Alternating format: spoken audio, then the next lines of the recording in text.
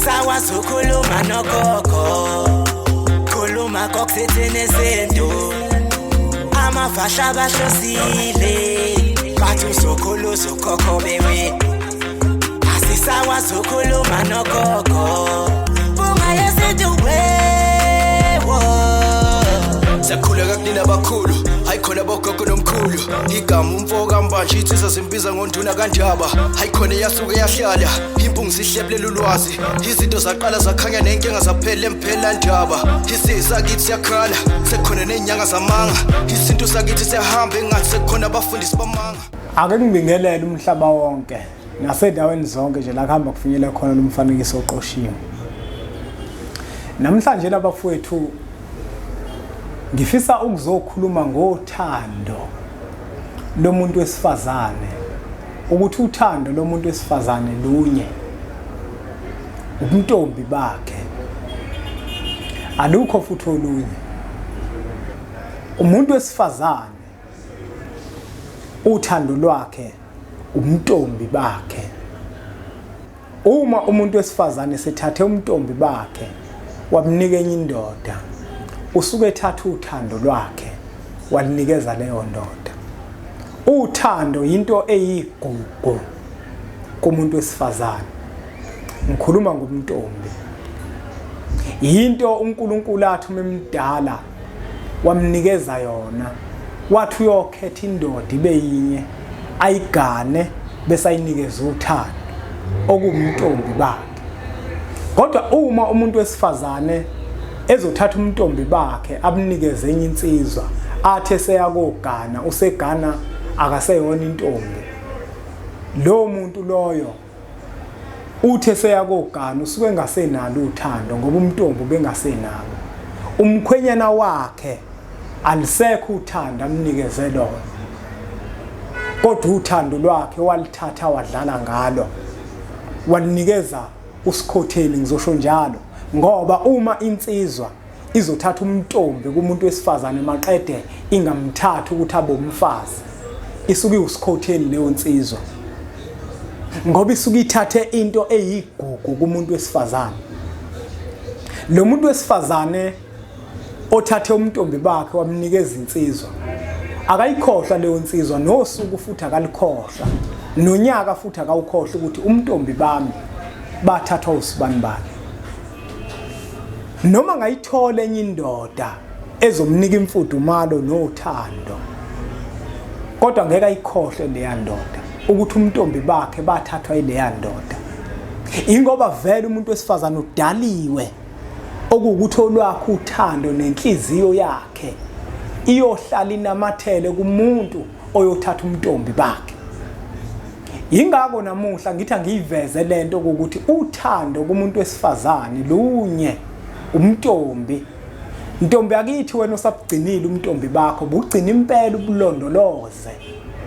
Ulinde leyo nsizwa eyohamba iyokhuluma nabazali bakhe, ikhiphe inkomo ikulobole, bese iyakungenisa emagcekeni akubo bese iyakuqholisa. Uma isikuqholisile bese uyayinikeza uthando okuwumntombi bakho. Ngoba kuhle ukuthi umkhwenyana omganile kuba uyena owaziyo ukuthi emqondweni wakhe akasoze adlula, enhlizweni yakhe awusoze wamkhohlwa, kunokuthi umuntu omganile uthi uhleli naye kodwa ucabanga enye indoda eyathatha igugu lakho, eyathatha into eyikona konke kuwo, into engaphezulu kwequalification. Umntombi entombazaneni bukhulu budlula iqualification. Iqualification iyinto yala emhlabeni, futhi iqualification nanoma ngabe ubana ngaba nayo uthandayo ukuba nayo, ngoba ngahamba aye kofunda aphase ngo50 bodwa ayithole. Kodwa ubuntombi nokugana uyintombi into akuyona into yanoma ubani, into edinga ukuthi umuntu azigcine azihloniphe. Umntombi buyinto eyigugu kumuntu, into othi mawuphuciwe yona ungaphindi uzuyithola. Kodwa iqualification umuntu mengakuphuca ungakwazi ukuthi uyithole. Kanti umntombi bona buyinto enkulu kumuntu wesifazane, buyinto enkulu phakathi komuzi, buyinto enkulu phakathi kwesonto osonta kulona wena umuntu wesifazane, buyinto enkulu ngisho phakathi kwesizwe. Ingakho ongangezwe lakhe enemkhosi womhlanga usuke safuna ukubona ukuthi isizwe sakhe siphile kahle yini. Kodwa mangathi uyintombi azifike emkhosini nomhlanga ongangezwe lakhe ngeke azalane ebusuku ngoba ngabona ukuthi isizwe sakhe siyagula, isizwe sakhe sifile. Yingakho nebandla lamaNazaretha linemkhosi eliyenzayo yezintombi ngoba uShembe nawo usuke safuna ukubona ukuthi ibandla lakhe liphilile yini. Ngoba mangathi uyintombi azikho ngabe lifile ibandla likaShembe, kungabe sifile isizwe songangezwe lakhe. Ibandla elingenazi intombi lifile. Umuzi onentombi eziphukayo phakathi komuzi ufile lowo muzi. Kukhona inkinga ekhona, khona ukudunguzela okukhona emsamo. Yingakho ke namuhla ngithi angifike ngizokhuluma ngothando lomuntu wesifazane ukuthi lunye. Ntombi yakithi, wena ozigcinile senze isiqiniseko sokuthi umntombi bakho uzomnika umkhwenyana wakho ngoba ukuthatha isinqumo uthi uyayishada lensizwa ingoba ngempela ufuna ukuthi uyinike uthando ingoba uyayithanda. Musa ke ukuvuma umuntu akukhohlise bese uthatha umntombi bakho umnikeze yena into eyigugu lakho, uthando lwakho lona lodwa. Usuyothi mhla usugana usiyoluka ucabanga nalendoda ekuyiyona eyathatha uthando lwakho ngoba nako wena uhluleke ukuhlala ngentombi uzigcine. Kusukela namhlanje izintombi zakithi kumele nazi ukuthi uthando lwenu lunye.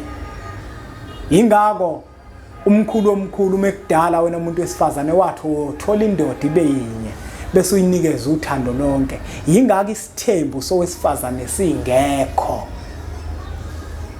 Ngike ngibaboneke abantu besifazane uthola ukuthi umuntu wesifazane ufuna ukuba namadoda amaningi. Umuntu wesifazane vele loyo usuke nestress nosuke seshayekile empilweni nosuke nesazela sokuthi umntombi bakhe wadlala ngabo. Manje uthe mefika kule ndoda afike kuyona ufike vele uthando lungasekho engasenalo. Manje useyabamba uyayeka, uyabamba uyayeka, uthi ngeke yena incenga indoda.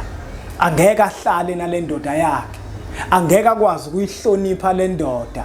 Uma iqhuzukile ufuna ukuyishiya uthi baningi abantu besilisa ingoba vele uthe mefika kuyona ufike vele uthando lungasekho kuyena. Unalento yokuhlukumezeka ukuthi umntombi bakhe akazi wabushiya apho umuntu. Ngoba niyaphuza ninjalo nje intombi zakithi, niyaphuza.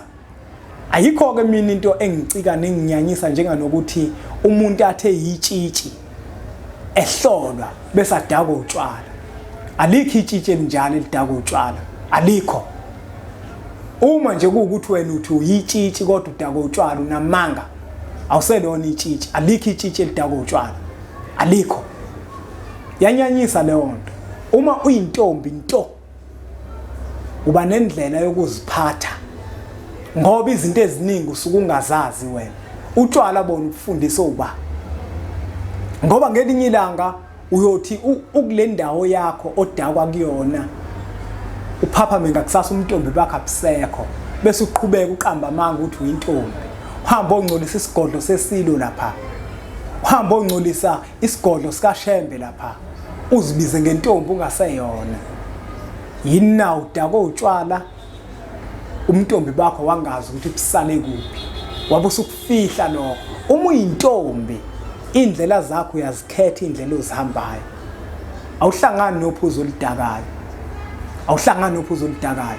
Alikho ke itshitshi elidakwa utshwala nami matshitshi. Uma kuukuthi ukhona oyedwa enihamba nawo udakwa utshwala nokwazi ukuthi akaseyona intombi loyo. Kubalekile ke bafowethu nodadewethu ukuthi sihlale ngaso sonke isikhathi amazwi afana nalawa angewona ushukela siwathathe siwagcine izingane zethu sizikhulise ngawo. Kubalekile ukuthi izinsizwa kusukela namhlanje nazo ukuthi uthando kumuntu wesifazane lunye. Nawe insizwa yakithi osazoganwa kubalekile ukuthi usenze isiqiniseko sokuthi umuzi wakini mawuvusa uthola intombi into ngoba iyona enothando ezokunikeza lona. Iyona ezothi mawuhleli nayo ingayicabanga enye indoda ngoba iqiniso lithi umuntu wesifazane akamkhohle umuntu owathatha umntombi bakhe. Noma singazithethelela abafowethu ngesizathu sokuthi mhlambe lawo maphutha sesiwele kuwona. Angisho ukuthi insizwe eganwe umuntu ongeyona intombi yenza iphutha, cha, ayenzanga iphutha. kungenzeka ukuthi elakhe ithongo mhlambe lakuhlelela lokho, kodwa kusho ukuthi eyakhe ingane yikhulise ngokuthi nayo igane umuntu ongeyona intombi. Cha, akufaneleke lokho. Izingane zethu asizikhulise nje ngeqiniso, sitshele ingane ukuthi insizwa yakithi umuntu olotsholwayo intombi. Ngokwesintu nje kunjalo. Ngokwesintu sethu wengalotsholwa umuntu ongeyona intombi, kwakulotshola intombi, ngoba uma uyolobola uyinsizwa abakhonga baya kokulobolela bafike bamemeze ngenkomo yenkomo yokuthi ingane saziphethe kahle, bamemeze ngenkomo kayise wayo yokubonga ukuthi lengane yale ekhaya isazigcinile. Manje na ke uma ingane ingaseyona intombi okanye sinengane, sisho kanjani ukuthi iyalotsholwa? Angisho ukuthi umuntu ongaseyona intombi akagane, uyagana ngoba kuyabakhona ukuxoxisana nabazali bakhe, hayi ukuthi uyalotsholwa. Ngokwesintu kwangenjalo. Umuntu owayelotsholwa kwakuyintombi nto ephelele, ngoba le nkomo ezimbili esimemeza ngazo esangweni, inkomo yomqhoyiso kanina wayo intombi nenkomo kayise yokumbonga ukuthi lengane le bakwazile ukuyigada, iyazigcina umntombi bayo busaphelele. Kodwa umuntu osuka umntombi bakhe uthando lwakhe selithathile wadiza ngalo kwenye indoda, akalotsholwa lowo muntu, kodwa kuyaxoxiswana nabazali bakhe, kuyaxoxiswana. Akumenyezwa ngisho ukumenyezwa, kodwa kuyakhulekwa, sikhulekile ekhaya, ngoba vele mawungena emzini womuntu awungeni ungakhulekile. Bese kuyafika kuyahlala phansi kuxoxiswana ukuthi cha, kukhona indodakazi la ewusibanibani, sizoxoxisana sinezinkomo ezingaka. Uyabona, ngoba vele hayi ukuthi kuzomenyezwa. Manje iloboloke into enjalo, yila kufike khona kumenyezwe ngezinkomo ezithile, inkomo kanina nenkomo kayise. Ingakho isintu sithi umuntu wesifazane ongaseyona intombi akalotsholwa, ngoba lesigaba engikhuluma ngaso asabsenziwa, kuvele kungenwe nje phakathi komuzi, kuyakhulekwa bese kuyangenwa, kungamenyezwa ngalezi inkomo zombili. Kubalekile-ke insizwa yakithi ukuthi ingane yabantu lothandana nayo njengoba iyintombi into ufuna ukudlala ngayo, yihloniphe, yigcine umntombi bayo. Kubalekile futhi ukuthi uma ukuthi uyayithanda uhambe uye kubo, uye koyilobola, bese uyayingenisa emagcekeni omuzi wakini, bese uyayiqholisa. Izobe sithatha uthando lwaye lonke ilinikeze wena. Ngeke ikhohle wena mnganami, ngoba izobe ithatha uthando lwayo yaninikeza wena. Wobheka iningi labantu othola ukuthi bayashiya emzini abasuke beganele kuyona, yilabo othola ukuthi ukugana kwabo vele bagane bengezona intombi. Umuntu kuvele kube lula ukuthi ashiye, ngoba vele uthe mefika kwena ufike vele uthande engasenalo, kodwa enhlizweni yakhe usanesilonda sokuthi uthando lwakhe walinikeza umuntu engeyena. Uma futhi leyo nsizwe yathatha umntombi bentombazana ingabuyi izoxolisa, bangabuyelana. Bheka, bangabuyelana, ngoba uthando lalomuntu wesifazane lusuke lukuyona lensizwa. Umuntu nje wesifazane otheme egana nje wagane intombi nje nto, ayi impela zimbalwa izizathu ezingamenza ukuthi ashiye emzini, zimbalwa futhi izizathu ezingamenza ukuthi abe nalo ithemba lokuthi uzoyithola enye indoda, ngoba indoda yena suka yazi nendoda suke ethatha uthando lwakhe wayinikeza lona, ile ndoda suke iganile eyintombi nto.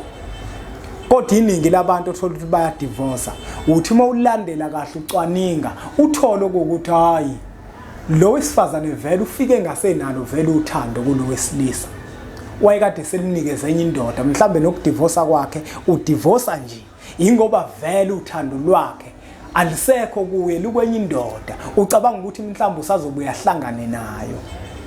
Hayi bafowethu, uma singeke siwakhulumela amazwi, isizwe sikaphunga noMageba soqhubeka sigule njengoba isizwe sigula nje.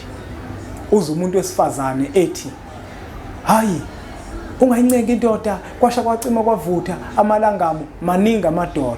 Ingoba vele abantu besifazane abavama ukukhuluma lokho ilabantu besifazane othola ukuthi balimele.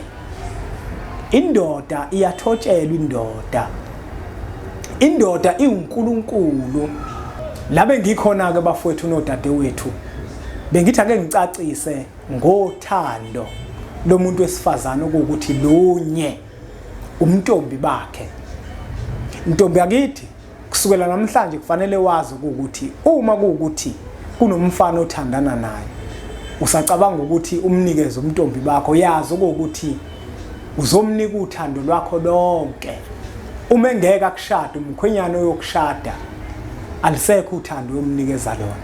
Insizwa yakithi nawe yazi ukuthi uma wona umuntu wesifazane umphuca uthando lwakhe, indoda ayoyigana ingasenalo uthando.